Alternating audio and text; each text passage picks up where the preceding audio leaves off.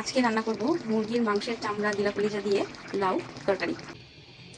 গরম তেলে দিয়ে দিব তেজপাতা, জিরা, দিয়ে দিব গরম মশলা, হালকা করে ভেজে নিব, দিয়ে দেবো পেঁয়াজ,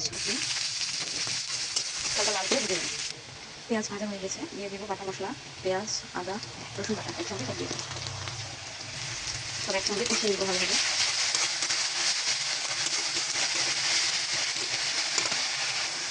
দিয়ে দেবো সামান্য হলুদ, পরিমাণ মতো মরিচ, লবণ, ভালোভাবে কষিয়ে নিব। জল দিয়ে ভালোভাবে কষিয়ে নেব। মশলায় তেল ছেড়ে দিয়েছে, মশলা কষানো হয়ে গেছে। দিয়ে দেবো মুরগির মাংস, মুরগির চামড়া জিরা কলিজা দিয়ে ভালোভাবে কষিয়ে নেব।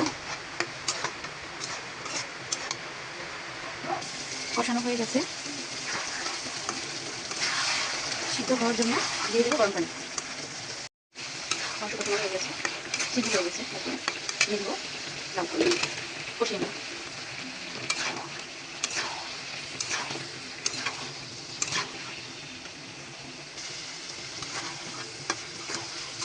কষানো হয়ে গেছে, জাল কমিয়ে দিয়ে অল্প আঁচে ঢেকে রান্না করবো। কোনো পানি দিব না, লাউ এভাবেই রান্না করি আমি।